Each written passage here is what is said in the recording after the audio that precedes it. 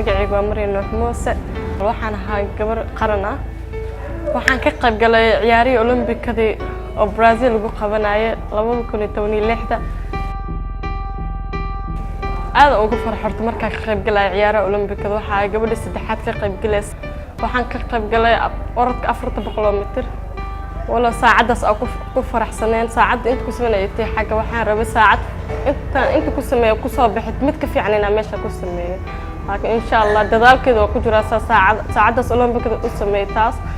mid ka si fiican inaan Olombikada kale inta rajo ka qabo inaan aadayo mid ka si fiican inaan si sameeyo wax badan oo baahanaan horta dhanka isboortiga dalaayo dhanka orodka dal fiirinayo inaan garoomaha la dayactiro isboort ciyaartooyda qalab u baahan yihiin waxaan hadda aad ugu mahad celinayaa dhalinyarada Alfitras oo isboortiska taageero waxaan dhihi lahaa aad u mahadsantihiin oo sida hadda kaleentay waxay ii soo dhiibeen qalabkaani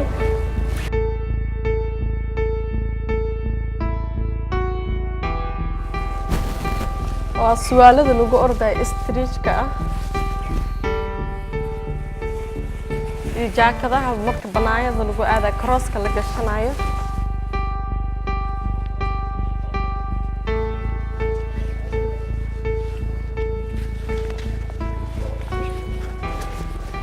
iyo kabaha lagu orday soo dhiibeen iyo qalabka laanta badan saacada lagu sameynayo ما شاء الله هذا أقول ما تعلنا يا وحي يسوليبين thank you عليه لهايا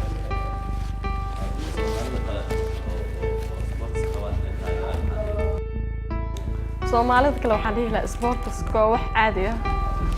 waxaan dhihi lahaa idinkana ku soo biiraan dhihi lahaa wax dhibaato mas caqabadna ma laga kulmaayo dhamaantiin ku soo biiraan dhihi lahaa